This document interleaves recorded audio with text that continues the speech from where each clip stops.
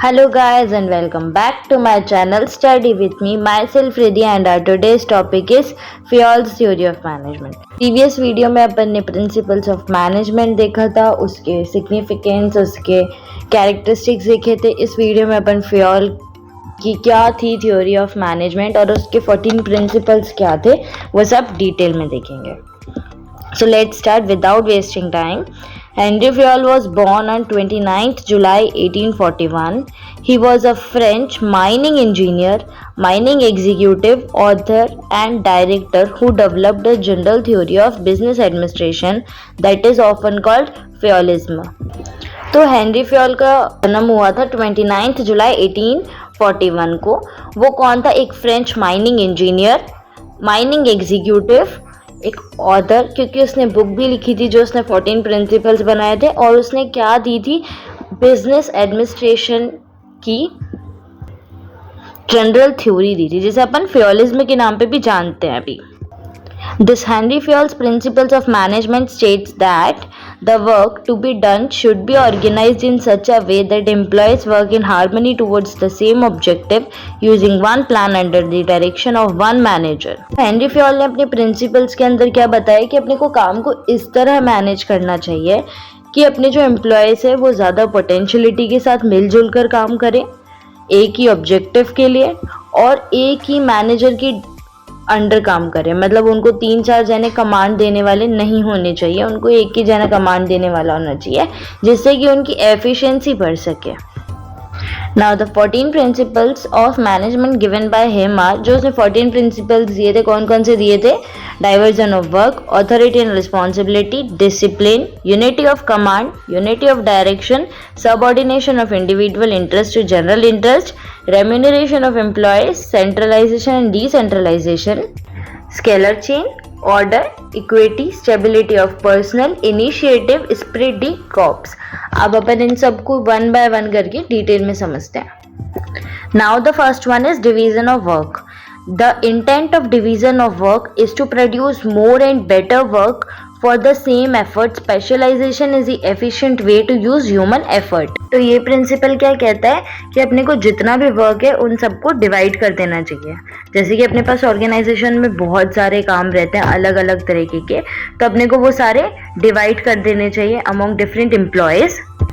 तो इससे क्या होता है? स्पेशलाइजेशन भी बढ़ता है और एफिशिएंसी बढ़ती है। स्पेशलाइजेशन कैसे? कि अगर आप एक ही काम को बार बार करते रहोगे तो आप उसमें एक्सपर्ट होते जाओगे, right? Authority and responsibility. Managers requires authority commensurate with their responsibility. At the same time, a manager should have necessary authority to carry out his responsibility. तो ये प्रिंसिपल क्या कहते हैं कि अपने को मैनेजर्स को जिम्मेदारी भी देनी चाहिए, रिस्पॉन्सिबिलिटी भी देनी चाहिए, पर उसके साथ साथ कुछ अथॉरिटी, कुछ पावर उनको दे देनी चाहिए जिससे कि वो खुद की रिस्पॉन्सिबिलिटी पूरी कर सके। जैसे कि फॉर एग्जाम्पल एक सेल्स मैनेजर है। अब सेल्स मैनेजर का काम क्या होता है कि सेल्स बढ़ाए।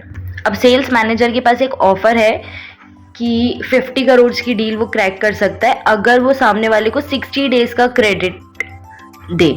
ठीक है, 60 डेज का सेल्स क्रेडिट दे, बट उसको जो अथॉरिटी दी हुई है, उसको जितना राइट दिया हुआ है वो दे रखा है कि 40 डेज का, कि आप 40 डेज का ही दे सकते हो क्रेडिट, इससे ज़्यादा क्रेडिट पे आप नहीं बेचोगे। तो नुकसान तो हो गया ना। तो अगर आप उसे रिस्पॉन्सिबिलिटी दे रहे हो तो उसके साथ साथ कुछ उसको अथॉरिटी भी देनी चाहिए अपने को। और ये क्या बोलता है कि अगर अपन अथॉरिटी भी दे रहे हैं तो वो थोड़ी लिमिटेड दे, कि बस इतने में उसका काम हो जाए, जेन्युइन दे। ऐसे नहीं कि अपन बोले नहीं तेरे को जो करना है जितने में करना है दे दे, चाहे फिर अपन उसे बोले 100 डेज की क्रेडिट, बोले 4-4 5-5 महीने बाद अपने पास पैसे हैं, तो ऐसे भी नहीं, एक लिमिटेड देना है। Third one is discipline. According to Fayol, discipline requires good superior at all levels, clear and fair agreements and judicious application of penalties. Again, तो third one is discipline. Discipline का मतलब क्या होता है? अपने को जैसे पता ही है, फेयरली अपन सिंसियरली अपने रूल्स एंड रेगुलेशंस फॉलो करें। ठीक है, अब वो ऐसे ही तो कोई करता ही नहीं है ना। अपन ने स्कूल टाइम पे भी अपने को कितनी बार कहा होगा आपको टाइम पे आना है, टाइम पे आना है, बट उन्होंने भी क्या कर रखा होता है कि फिक्स खुद के स्कूल टाइम के बाद गेट बंद कर देते हैं, ताकि डिसिप्लिन मेंटेन रहे, वरना तो कोई किसी टाइम पे आएगा, कोई किसी टाइम पे आएगा, है ना। तो इसी तरह अपने को फेयर एग्रीमेंट्स करने पड़ते हैं इस चीज़ के लिए, कुछ पेनल्टीज लगानी पड़ती है। जैसे कि सेम बच्चों के लिए होता है गेट बंद हो जाएगा, पर टीचर्स के लिए भी होता है कि अगर वो एक जो फिक्स टाइम है उनका उससे लेट आई थोड़ा सा भी तो उनके पेनल्टीज कटती है, ठीक है। ये डिसिप्लिन ऑर्गेनाइजेशन के मामले में कैसे करेंगे अपन, तो इसको एक एग्जांपल के साथ समझते हैं। जैसे कि एक ऑर्गेनाइजेशन थी, लेट सपोज वो थोड़ी सी लॉस में चल रही थी, तो वर्कर्स और मैनेजर के बीच में एक एग्रीमेंट हुआ कि वर्कर एक्स्ट्रा हार्स देंगे जब तक कि कंपनी लॉस से हट नहीं जाती, ऊपर नहीं आ जाती है, ठीक है। पर ये एग्रीमेंट था कि उनको उनके वेजेस इंक्रीज करने पड़ेंगे, मैनेजर को उनके वेजेस इंक्रीज करने पड़ेंगे जैसे ही थोड़ी कंपनी प्रॉफिट में आने लग जाएगी। तो ये बिल्कुल फेयर एग्रीमेंट है, बिल्कुल सही है। Now the fourth one is unity of command. According to Fayol there should be one and only one boss for every individual employee. तो ये प्रिंसिपल क्या कहता है कि कमांड एक तरफ से ही आना चाहिए, एक ही बॉस होना चाहिए एम्प्लॉयज़ का। जैसे कि आप ही अगर घर में देख लो कि आपकी मम्मी आपको सेम टाइम पे कुछ और काम बोल रही है और पापा कुछ और काम बोल रहे हैं, तो आप जल्दबाजी में गड़बड़ करोगे और ऐसे थोड़ा कंफ्यूजिंग हो जाता है, यार मम्मी पापा ने तो ये काम बोला है, और आप पापा को बोलोगे पापा मम्मी ने ये काम बोला है, मैं नहीं कर सकता, है ना। तो सेम ऑर्गेनाइजेशन में थोड़ा सा डिफरेंस होगा।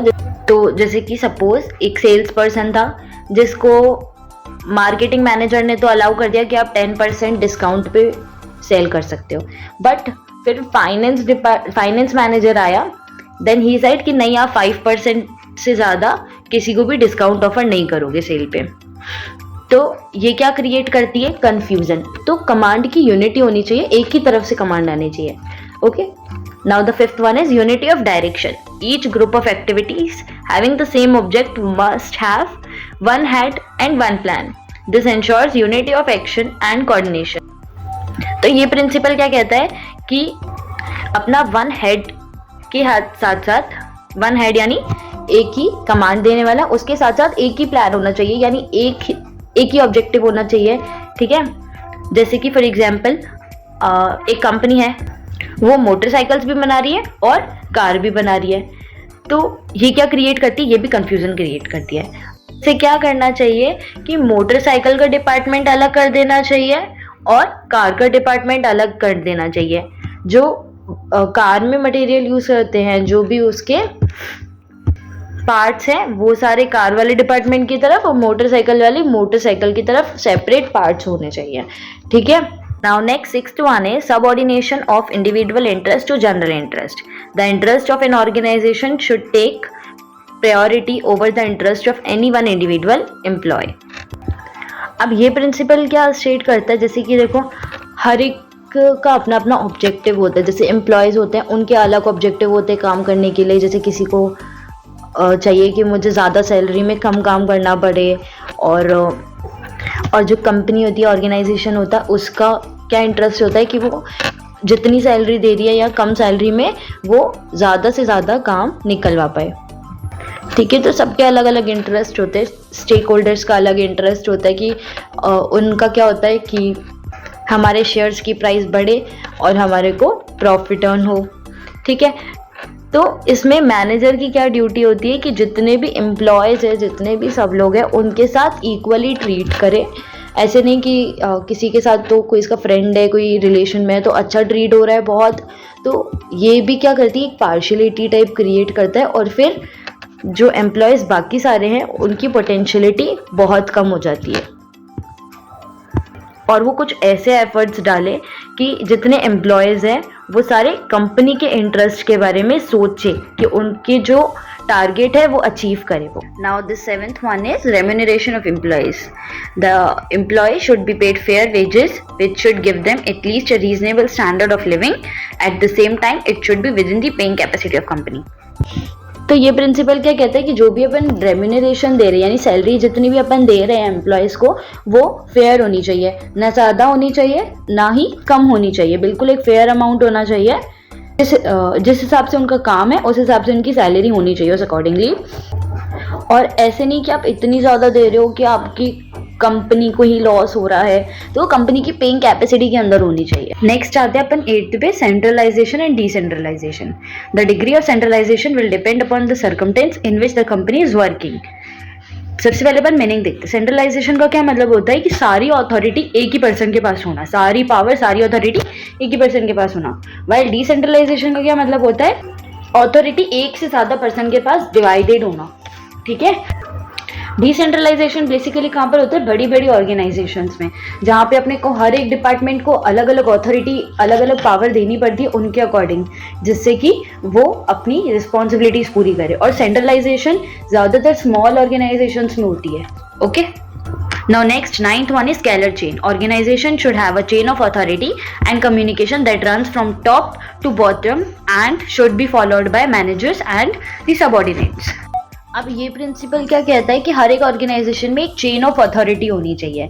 जैसे कि फॉर एग्जांपल अगर एक फोरमैन को बात करनी हो सीईओ से, तो वो डायरेक्टली जाके बात ना करे, वो पहले अपने सुपरिटेंडेंट से बात करे, फिर उसके बाद सुपरिटेंडेंट किससे बात करेगा, खुद के हायर अथॉरिटी वाले से जैसे कि मैनेजर से, फिर मैनेजर खुद के हायर अथॉरिटी से जैसे कि डायरेक्टर से, डायरेक्टर फिर उसके बाद किससे बात करेगा, सीईओ से। तो ऐसे स्केलर चेन होनी चाहिए।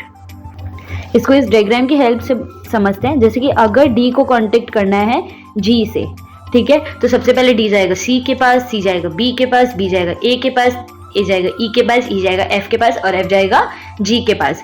Next 10th one is order. People and material must be in suitable places at appropriate time for maximum efficiency. इस प्रिंसिपल का मतलब क्या होता है कि जो भी अपने को सामान चाहिए वो राइट प्लेस पे राइट टाइम पे होना चाहिए। ठीक है, जिससे कि मैक्सिमम एफिशिएंसी अचीव हो सके। जैसे कि फॉर एग्जांपल जहाँ पर प्रोडक्शन हो रहा है तो वहीं पे ही तो रॉ मटेरियल होगा।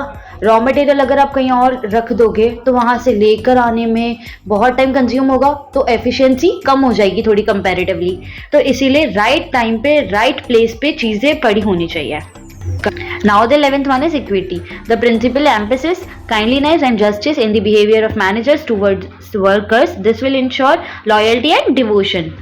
अब ये प्रिंसिपल क्या बोलता है कि जो मैनेजर होता है उसको थोड़ा काइंड होना चाहिए और जस्टिस यानी इक्वली ट्रीट करे। ठीक है, तो जैसे कि फॉर एग्जाम्पल अगर एक मैनेजर है वो वर्कर्स पे हमेशा चिल्लाता रहे कि जाओ ये कर दिया वो कर दिया, गलती पे इतना इशू क्रिएट कर दे, तो नेक्स्ट टाइम से वो वर्कर क्या करेंगे, वो उसको गलती बताने की ही नहीं करेंगे, है ना। वो गलतियां छिपाएंगे, अपने लेवल पे कवर करेंगे, तो इससे कंपनी को लॉस भी हो सकता है। तो मैनेजर क्या हो, थोड़ा सपोर्टिव, काइंड और सबके साथ इक्वली ट्रीट करने वाला होना चाहिए। Now next 12th one is stability of personnel. Employee turnover should be minimized to maintain organizational efficiency. There should be a fixed tenure of employees too. अब इस प्रिंसिपल का मतलब क्या होता है कि अपने जो एम्प्लॉयज है वो ज़्यादा टाइम तक होने चाहिए, क्योंकि वो अपने लिए ट्रेंड हो जाते हैं, वो अपने सब ऑर्गेनाइजेशन का जानते हैं कि हमें कैसे कहाँ पर किस तरह चीज़ें ऑपरेट करनी है। जैसे कि आपने बड़ी बड़ी कंपनीज में देखा भी होगा, बड़ी बड़ी ऑर्गेनाइजेशन में क्या होता है, आपसे बॉन्ड साइन करवाते हैं 1 ईयर का टेन्योर होता है, किसी किसी में 3 इयर्स का टेन्योर होता है कि आपको करनी ही करनी है। ठीक है, तो क्या होनी चाहिए, स्टेबिलिटी होनी चाहिए, क्योंकि जो फ्रेशर्स आते हैं उनको समझाने में, उनको पूरा वर्क बताने में अपना काफ़ी ज़्यादा टाइम जाता है, तो इससे एफिशिएंसी पे बहुत इफेक्ट हो सकता है। Now the 13th one is initiative.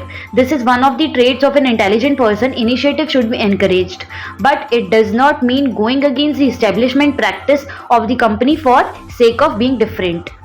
अब ये प्रिंसिपल क्या होता है कि जो भी अपने एम्प्लॉयज अपने को सजेशन दे रहे हैं या फिर अपने को उनसे सजेशन लेना चाहिए कि इस प्लान को किस तरह एग्जीक्यूट कर सकते हैं। ठीक है, क्या पता उनके दिमाग में कोई बेटर सोल्यूशन हो कि इसको अपन इस टाइम पे ऐसे ना करके ऐसे करके कर सकते तो एफिशिएंसी ज़्यादा होगी। तो उनसे भी सजेशन लेने चाहिए मैनेजर्स को, और उनकी भी सुननी चाहिए एज वेल एज। पर हाँ, अगर उनका आइडिया सही है तो, कंपनी के लिए बेनिफिशियल है तो। इससे क्या होता है, जो एम्प्लॉयज होते हैं उनको भी थोड़ी सेंस ऑफ बिलोंगिंग्स वाली फीलिंग आती है। तो फिर क्या होता है, अगर अपन उनकी सुनते हैं, अगर उनकी मानते हैं, तो उन्हें थोड़ा ऐसा लगता है कि हम इस ऑर्गेनाइजेशन के पार्ट हैं, हम ओनली यहाँ पे एज एन वर्कर नहीं है, हमारी भी सुनते हैं। Now this last and 14th one is spread the corps. Management should promote teamwork, especially large organization, because otherwise object would be difficult to realize. It would also result in loss of coordination. अब spirit D corps, इसका मतलब क्या होता है? ये है एक French word जिसका मतलब होता है the spirit of the body. ठीक है, तो मैनेजमेंट क्या एक बॉडी है जिसकी स्पिरिट क्या हो सकती है? Team work. जो बड़ी बड़ी ऑर्गेनाइजेशंस है, लार्ज ऑर्गेनाइजेशंस, उनमें टीम वर्क बहुत ज़रूरी है। अगर टीम वर्क नहीं है, अच्छे से वहाँ पे टीम वर्क नहीं कर रहे हैं, टीम में काम नहीं कर रहे हैं, तो बहुत डिफिकल्ट हो जाएगा उसको उसके गोल्स ऑब्जेक्ट्स अचीव करना, और वो लॉस में भी जा सकती है।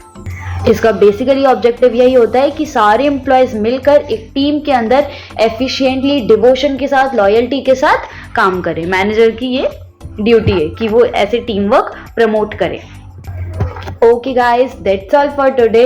Don't forget to like and share and subscribe my channel as well.